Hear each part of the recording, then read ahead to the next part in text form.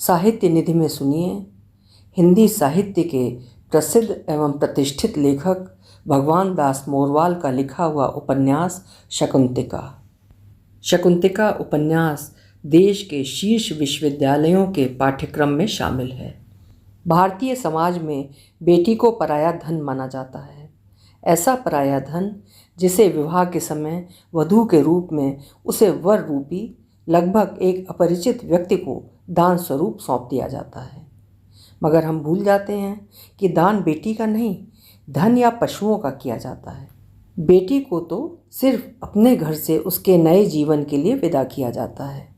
विवाह उपरांत घर से बेटी के विदा होने की व्यथा क्या होती है, उसे उस घर के माता पिता और उसके दादा दादी ही जानते हैं। उसकी कमी उस विलुप्त होती गौरैया की तरह रह रहकर महसूस होती है, जिसकी चहचहाट से घर आंगन और उसकी मोखियाँ गूंजती रहती हैं।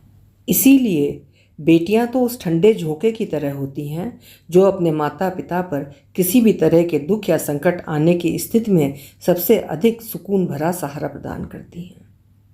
हमारे समाज में आज भी बेटियों की बजाय बेटों को प्रधानता दी जाती है, मगर हम ये भूल जाते हैं कि समय आने पर बेटियां ही सबसे अधिक सुख दुख में काम आती हैं। आज गौरैया अर्थात शकुंतलाएँ हमारे आंगनों और घर के मुंडेरों से जिस तरह विलुप्त हो रही हैं, ये उपन्यास इसी बेटी के महत्व का आख्यान है। एक ऐसा आख्यान जिसकी अंतर्ध्वनि आदि से अंत तक गूंजती रहती है। प्रस्तुत है उपन्यास धारावाहिक रूप से। आज सुनिए भाग 1। जाते हुए दिसंबर की बर्फ से पिघलती रात, ठीक वैसी ही जैसी पूस की रात नामक कहानी में उसका नायक हल्कू बांस के खटोले पर अपनी पुरानी गाढ़े की चादर ओढ़े कांप रहा होता है, जबकि उसका साथी जबरा कुत्ता मारे ठंड के पेट में मुंह दबाए कुकियाता रहता है।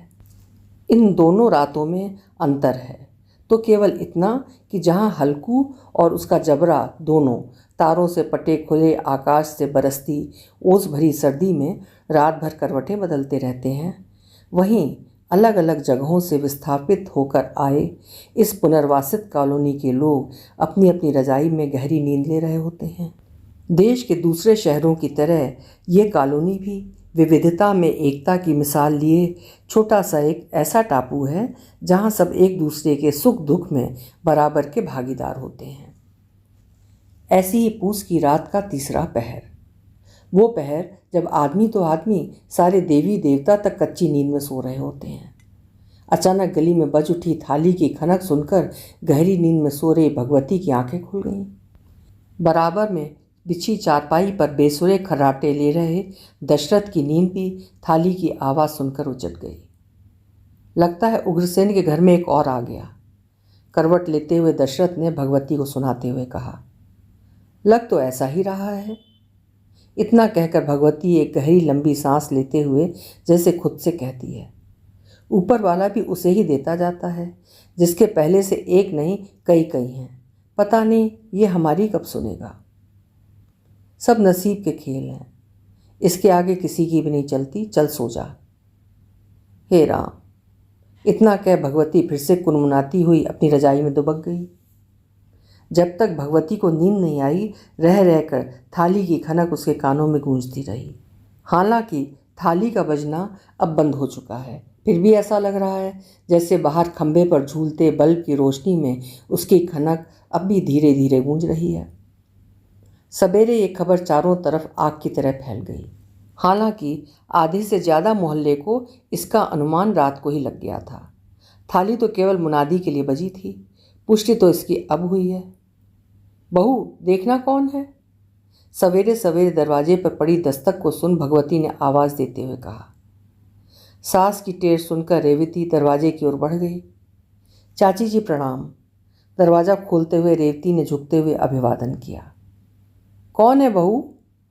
भगवती ने अपने कमरे से ये आवाज़ देते हुए पूछा। दुर्गा चाची हैं अम्मा जी, रेवती ने दरवाजे से बताया। इसी बीच दुर्गा रेवती को ऊपर से नीचे तक आंखों ही आंखों में उतार गई। अचानक उसकी नज़र रेवती के उभरे हुए पेट पर रुक गई। दुर्गा द्वारा अपने आप को इस तरह भेदती नज़रों से देखने पर रेवती अपने आप में सिमटती चली गई। जिस तरह दुर्गा ने उसे देखा, रात तीसरे पहर बजी थाली की तीखी खनक एकाएक उसके कानों में फिर से गूंज उठी। पल भर के लिए वो सहम गई। उसने कुछ नहीं कहा और दरवाजे से एक तरफ हट गई। अरे आओ दुर्गा, बहुत बहुत बधाई। अपने कमरे में दुर्गा के प्रवेश करते ही भगवती ने हंसते हुए उसका स्वागत किया। हम तो रात को ही समझ गए थे कि पुत्र रत्न प्राप्ति के रूप में दुर्गा के घर में एक और पोता आ गया है। दशरथ ने पत्नी भगवती द्वारा दी गई बधाई को स्पष्ट करते हुए कहा। भाई साहब, आप सब जैसे भले पड़ोसियों का आशीर्वाद है। दुर्गा ने गर्वीले भाव से उलझते हुए उत्तर दिया। जच्चा बच्चा तो ठीक है ना? जचकी में कोई परेशानी तो नहीं हुई? भगवती ने एक अच्छे पड़ोसी का दायित्व निभाते हुए पूछा।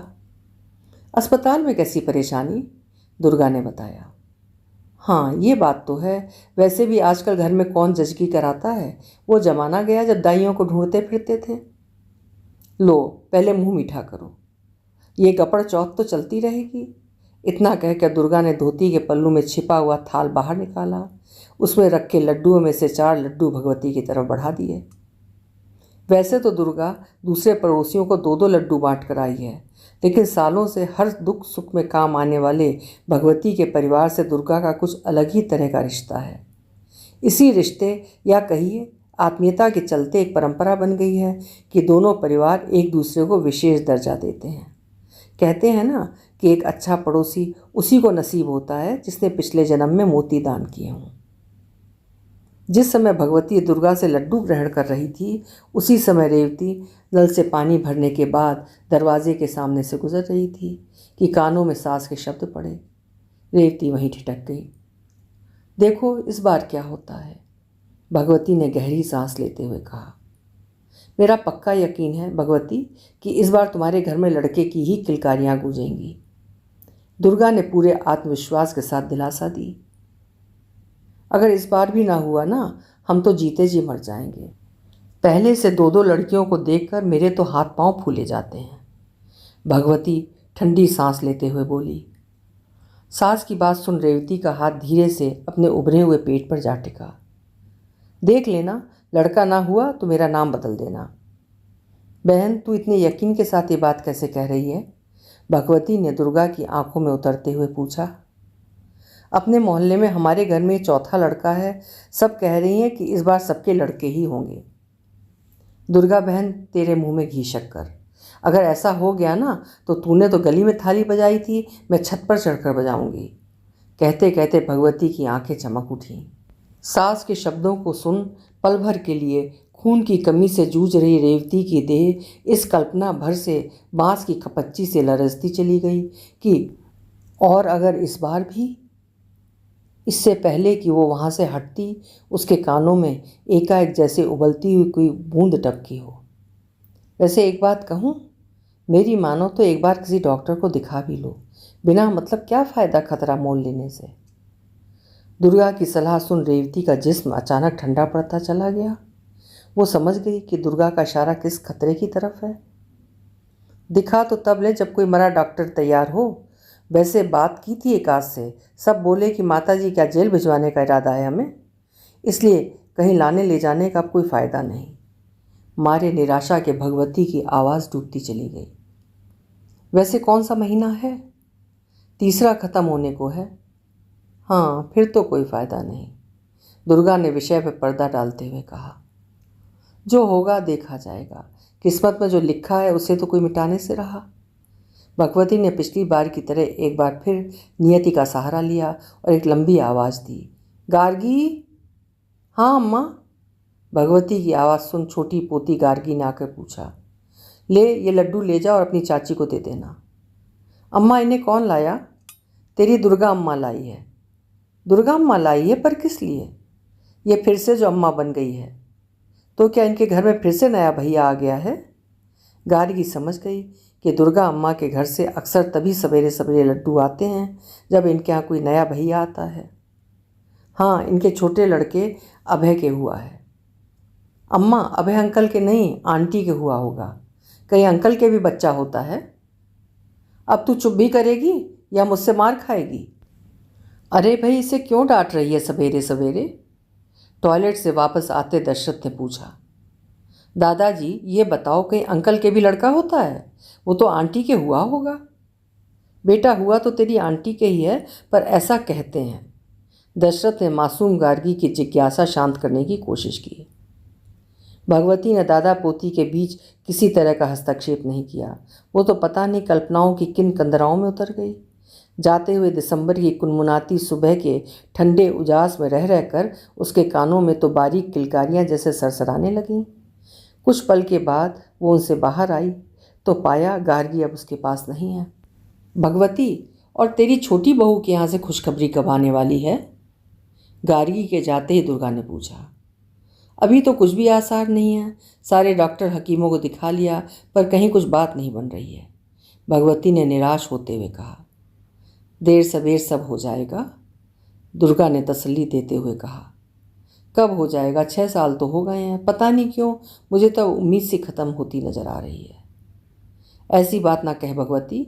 इसके बाद दुर्गा ने भगवती को और ज़्यादा दुखी करना ठीक नहीं समझा, इसलिए वो उठते हुए बोली, अच्छा चलती हूँ, अस्पताल भी जाना है, हो सकता है दोपहर तक छुट्टी भी मिल जाए। कमरे में एकाएक फैले मासूम से तनाव को देख दुर्गा जाने के लिए खड़ी हो गई। जिस दिन से उग्रसेन के छोटे बेटे अभय को पुत्र रत्न की प्राप्ति हुई है, उसी दिन से उग्रसेन और उनकी पत्नी दुर्गा की पूरी तरह देह भाषा यानी बॉडी लैंग्वेज ही बदल गई है। भला क्यों नहीं बदले? आखिर दोनों बेटों नागदत्त और अभय के इस पुत्र को मिलाकर वे 4 पोतों के दादा दादी जो हो गए हैं। एक दिन तो सीना तानते हुए उग्रसेन ने मोहल्ले में किसी से कह भी दिया कि वे अब एक नहीं 4-4 रत्नों के दादा हैं। अब बताओ, जब एक आदमी के पास 4-4 रत्न हों, तब ऐसे में उसे मोहल्ले को दावत देनी बनती है या नहीं? वैसे भी इस समय उग्रसेन के पास क्या कमी है? ये बात अलग है कि आज से लगभग 30-35 साल पहले जब वो इस नई नई कटरे कॉलोनी में आया था, तब क्या था उसके पास? बस साइकिल पर आसपास के घरों में दूध सप्लाई किया करता था। अपनी इसी मेहनत के बल पर शुरुआती दिनों में पहले साइकिल के कैरियर पर और उसके बाद मोटरसाइकिल की पिछली सीट के दोनों तरफ कैन लटकाकर दूध सप्लाई करने वाला यही उग्रसेन आज एक अच्छी खासी डेयरी का मालिक है। हालांकि कहने वाले कहते हैं कि उग्रसेन दूध कम, दूध के नाम पर पानी ज़्यादा बेचता था, जबकि लड़कों ने डेयरी का काम छोड़ धीरे धीरे प्रॉपर्टी डीलर, जिसे सभ्य और इज्जतदार लोग रियल एस्टेट कारोबार के नाम से पुकारते हैं, का काम शुरू कर दिया। अवैध रूप से कुछ ईमानदारी मगर ज़्यादातर बेईमानी से प्लॉट्स काट काट कर प्रॉपर्टी डीलर का धंधा इतना चल निकला कि सुनते हैं उन्होंने नई नई विकसित हुई उपनगरी में विकास प्राधिकरण के कई फ्लैट्स खरीद लिए हैं। इसलिए एक डेयरी के मालिक होने के साथ साथ प्रॉपर्टी डीलर के घर में बेटे का जन्म हो तो पूरे मोहल्ले का जश्न और दावत की कल्पना में डूबा रहना स्वाभाविक है या नहीं? उग्रसेन के घर में पोता होने की खुशी में मनने वाले इस जश्न को लेकर पूरा मोहल्ला बहुत उत्साहित है। इस उत्साह या कहिए खुशी के कई कारण हैं। सबसे बड़ा कारण तो ये है कि जिन घरों की गृहिणियों ने अपने स्वामियों के शराब पीने पर पूरी तरह प्रतिबंध लगाया हुआ है, उन स्वामियों को उस दिन छक्कर पीने का स्वर्णिम अवसर हाथ लग जाएगा। वैसे भी हमारे संस्कार हमें इसकी इजाज़त नहीं देते हैं कि कोई हमें पूरे सम्मान, आत्मीयता और प्यार से अपनी खुशी में शामिल होने के लिए आमंत्रित करे और हम उसे ठुकरा दें। रही बात इन गृहिणियों की, तो वे ना चाहते हुए भी कुछ नहीं कह पाती हैं। इस तरह पूरे मोहल्ले को उग्रसेन के परिवार में आने वाले इस नए सदस्य की खुशी में मनने वाले जश्न की पूरी व्यग्रता और बेसब्री से इंतज़ार है। उग्रसेन और दुर्गा खुद चौथे पोते के नामकरण के उपलक्ष्य में होने वाले आयोजन कुआं पूजन के लिए दशरथ और भगवती को सपरिवार कई दिन पहले निमंत्रण दे चुके हैं। सिया आज सुबह से उदास है। अपने घर के सामने कई दिनों से चल रही चहल पहल और उत्सवी माहौल को जब जब वो देखती तो एक उदासी से उसका चेहरा भीग भीग जाता। कभी हलवाई के साथ आने वाले बारदानों की खनक, तो कभी टेंट वालों के यहाँ से आने वाले दरी कनातों के गिरने से उड़ती धूल पता नहीं क्यों उसे भीतर से बेचैन करने लगती है। उसकी ये बेचैनी तब और बढ़ जाती जब दुर्गा अम्मा के घर से किसी बर्थडे पार्टी पर बुलावा आता। उसकी आज तक समझ में नहीं आया कि दुर्गा अम्मा के यहाँ अक्सर क्यों इतनी धूमधाम से जन्मदिन मनाया जाता है, जबकि उसके अपने घर में न कभी गार्गी का जन्मदिन इतनी धूमधाम से मनते देखा, न कभी बुलबुल का। हाँ, शुरू में एक आध बार उसका ज़रूर मनाया गया था, लेकिन बाद में पहले गार्गी के और उसके बाद बुलबुल के आने के बाद तो उसने कभी इस तरह किसी का जन्मदिन मनते नहीं देखा। जब जब वो अपनी दोनों छोटी बहनों गार्गी और बुलबुल के चेहरे पर दुर्गा अम्मा के यहाँ होने वाले इस समारोह में शामिल होने की खुशी देखती है, तब वो और परेशान हो उठती है। शाम होते होते उग्रसेन के घर के साथ साथ पूरे गली में चिल्लपों बढ़ने लगी।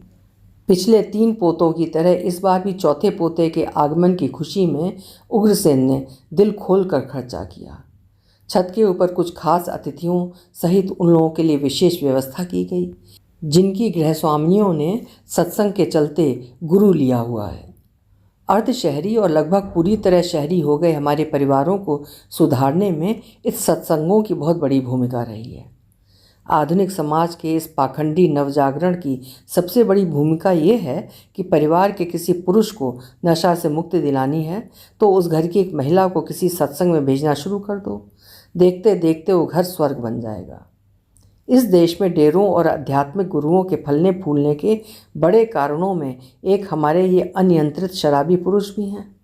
इसलिए जिन परिवारों में स्त्रियों ने गुरु लिए हुए हैं उनके पति तो सुधर गए, मगर घर का वातावरण ऐसा बन जाता है मानो यही सत्संग चल रहा है।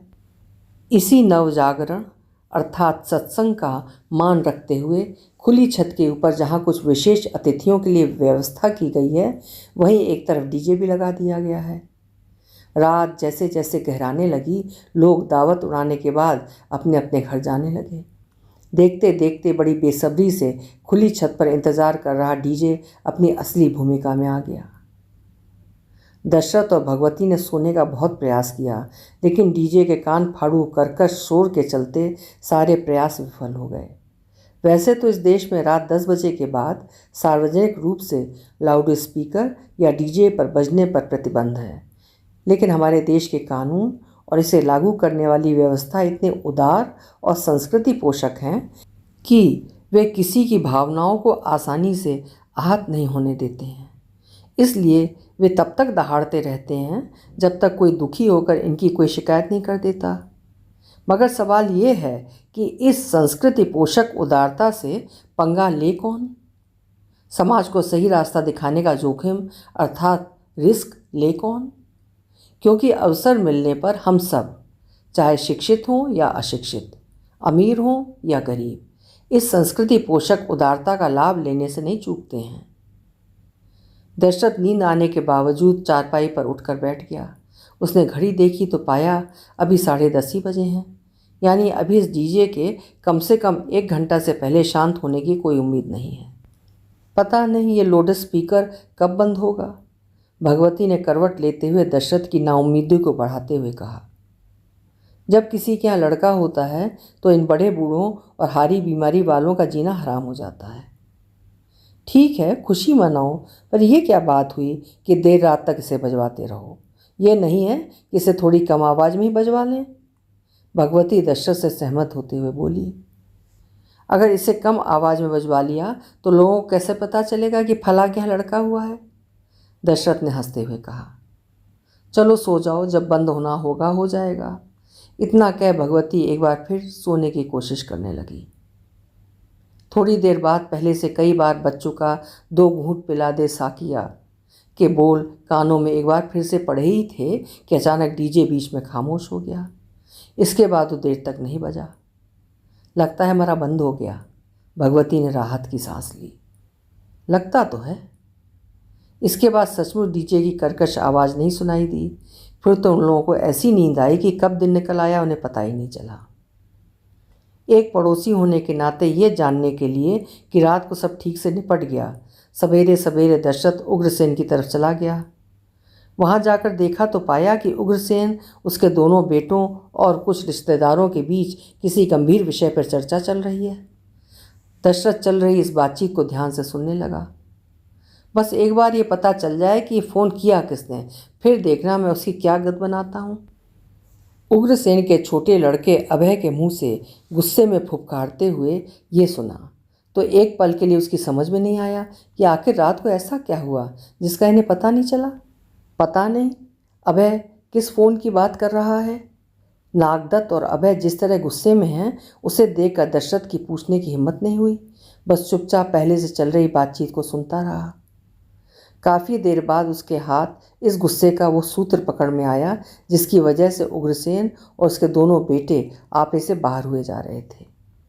हालांकि थोड़ी देर के लिए वो ये सोचकर सहम गया कि यदि सचमुच उग्रसेन के बेटों को ये पता चल गया कि ये फ़ोन किसने किया था तब उसकी क्या दुर्दशा होगी। उग्रसेन के लड़कों के बारे में यही मोहल्ला नहीं, कॉलोनी के आसपास के लोग भी अच्छी तरह जानते हैं। काश अभय को इसका पता ही ना चले। इसी कामना के साथ दशरथ घर लौट आया। घर आया तो देखा सिया सुबह का नाश्ता लेकर आई हुई है। आप कहाँ चले गए थे? कितनी देर से आपका नाश्ता इंतजार कर रहा है? भगवती ने पति को उल्हाना देते हुए पूछा। उग्रसेन के घर चला गया था। सोचा जाकर पूछ लूँ कि सब ठीक ठाक निपट गया, पर वहाँ तो माहौल ही कुछ और था। क्या हुआ, सब ठीक तो है? भगवती ने हैरानी के साथ पूछा। हुआ क्या? रात को 11 बजे के आसपास वो जो डीजे एकदम से बंद हो गया था ना, उसे पुलिस ने आकर बंद करवाया था। हाय राम, पुलिस ने बंद कराया था? हाँ, किसी ने 100 नंबर पर फ़ोन करके शिकायत कर दी थी कि इस गली में अभी तक डीजे बज रहा है। फिर क्या? तीनों बाप बेटे इसी को लेकर आग बबूला हुए पड़े हैं। अभय तो कह रहा है कि एक बार उसे पता भर चल जाए कि ये फ़ोन किसने किया, फिर देखो उसकी क्या गत बनाता हूँ। दशरथ ने संक्षेप में सारी कहानी बता दी।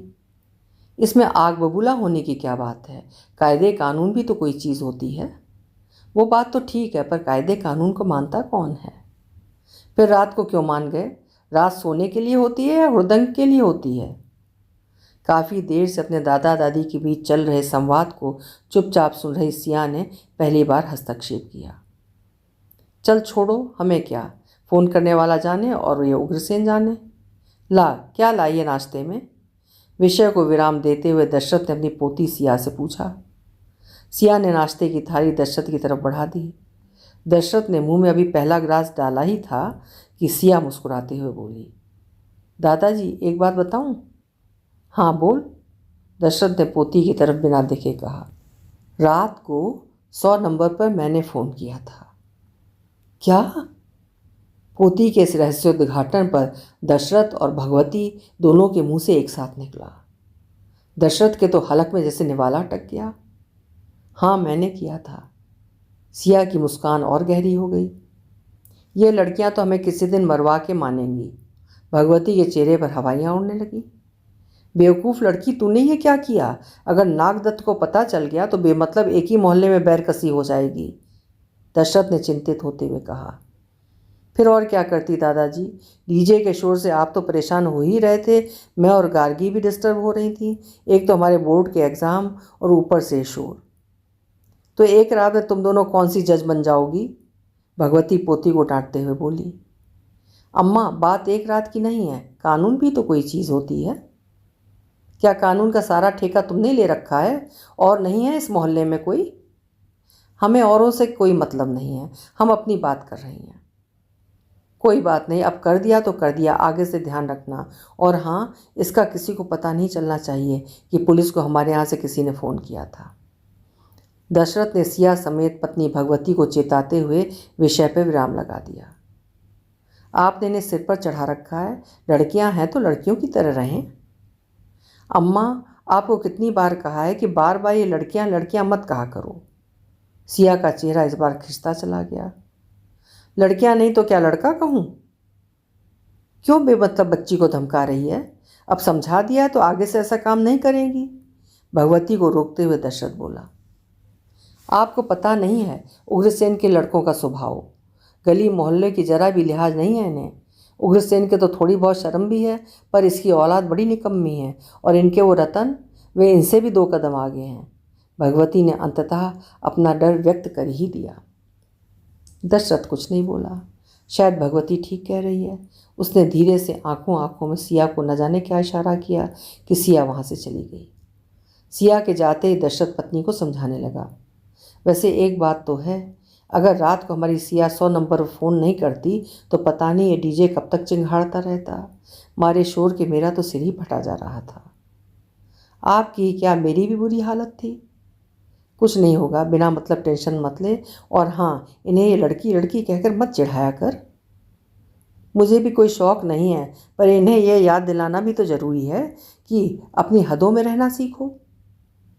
भगवती के इस निर्देश या कहिए चेतावनी पर दशरथ चुप्पी साध गया। वो कुछ नहीं बोला। उग्रसेन के रत्नों ने अपने ही मोहल्ले में नहीं बल्कि पूरी कॉलोनी की नाक में मानो दम किया हुआ है।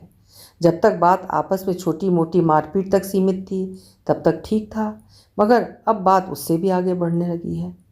नागदत्त और अभय के दोनों बड़े लड़कों की एक के बाद एक लड़कियों से छेड़खानी की आए दिन शिकायतें आने लगीं। इसका परिणाम ये हुआ कि जो उग्रसेन एक समय अपनी कॉलोनी में डेयरी वाले के नाम से जाना जाता था, तेजी से उसकी शोहरत दूधिये के रूप में फैल गई। यहाँ तक कि दबी जबान में मोहल्ले वाले भी इस परिवार को इसी नाम से पुकारने लगे हैं। उग्रसेन के छोटे पुत्र अभय ने दिन पर दिन अपने परिवार की बढ़ती शोहरत को समय रहते भांप लिया। भांप क्या लिया, बल्कि जैसे जैसे संयुक्त परिवार की आमदनी बढ़ने लगी वैसे वैसे भाइयों की नीयत में फ़र्क और अविश्वास बढ़ने लगा। इस अविश्वास का नतीजा ये हुआ कि दोनों एक दूसरे से नज़र बचाकर साझे में चल रहे धंधे में से अपना अपना बैंक बैलेंस बढ़ाने में जुट गए।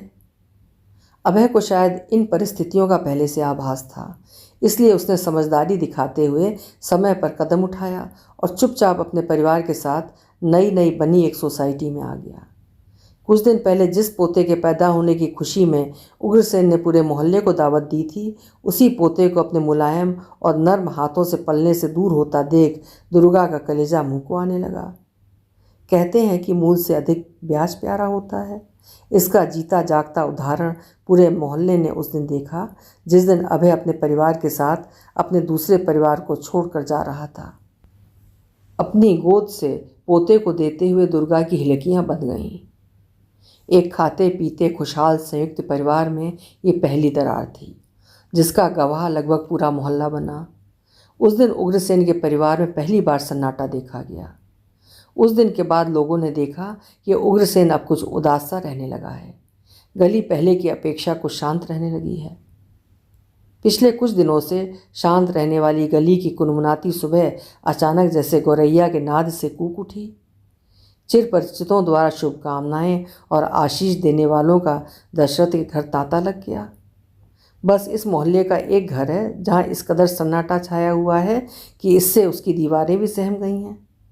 उग्रसेन और दुर्गा को इतना दुख अपने रत्नों की असफलता पर नहीं जितना अपने सामने वाले घर में बजते कामयाबी के वृंदगान को सुन सुनकर हो रहा है।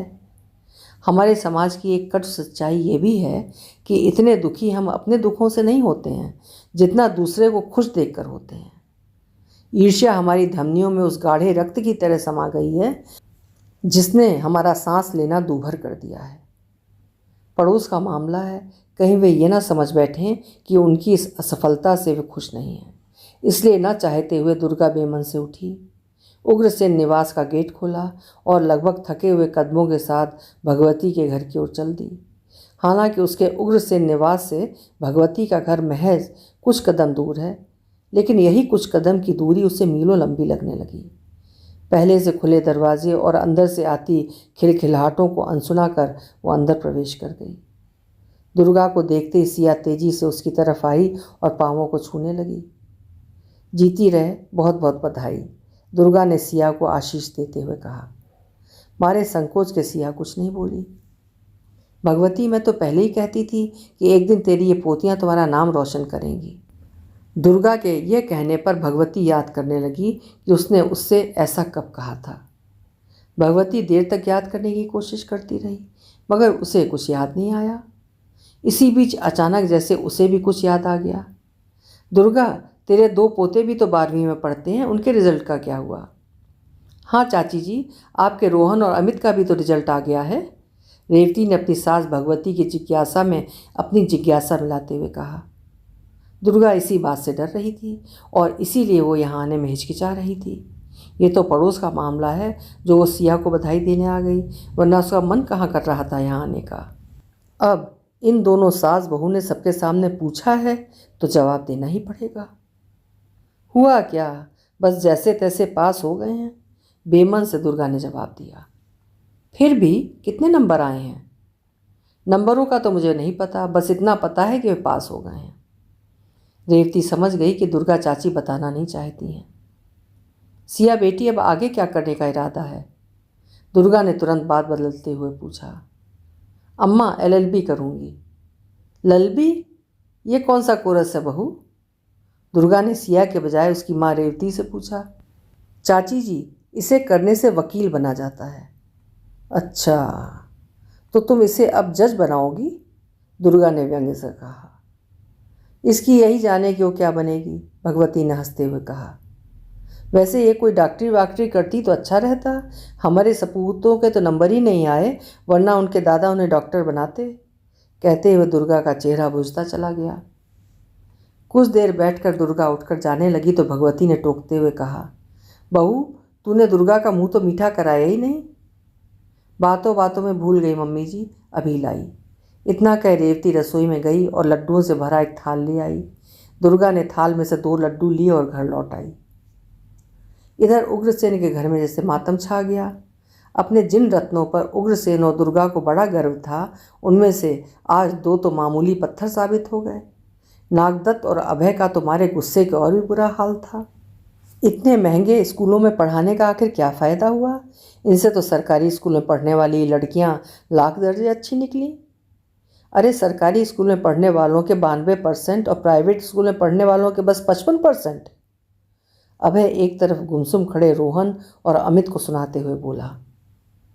पढ़ें तो तब जब इन शहजादों को गुंडागर्दी से फुर्सत मिले। नागदत्त ने अपने छोटे भाई अभय का समर्थन किया। मेरी मानो तो इन पर और ज़्यादा समय बर्बाद करने से अच्छा है इन्हें प्रॉपर्टी के धंधे में लगा दो। इनको जितना पढ़ना था पढ़ लिए, वैसे भी इस धंधे में इतनी पढ़ाई लिखाई बहुत है। अभय ने लगभग अपना फैसला और मन की बात कह दी। उसके इस सुझाव पर किसी ने कोई प्रतिक्रिया व्यक्त नहीं की। रोहित और अमित ने इस फैसले पर कनखियों से चुपके से एक दूसरे की आंखों में देखा। उन दोनों के चेहरों को देखकर कोई नहीं कह सकता कि उनके मन में किसी तरह का अपमान और अपराध बोध है, बल्कि सच्चाई ये है कि उनके मन में तो जैसे खुशी के लड्डू फूट रहे हैं। अच्छा हुआ जो सिया ने इस पढ़ाई का नाम की बीमारी से उनका पीछा छुटवा दिया। न 12वीं में सिया के 92% नंबर आते और न पढ़ने लिखने से उनका पीछा छूटता। कम से कम अब वे अपनी मर्जी की ज़िंदगी तो जिएंगे। इसके बाद सब एक एक करके उठ गए।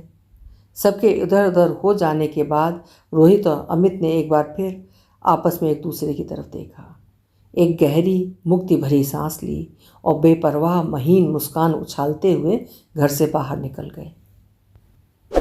उपन्यास जारी रहेगा अगले भाग 2 में।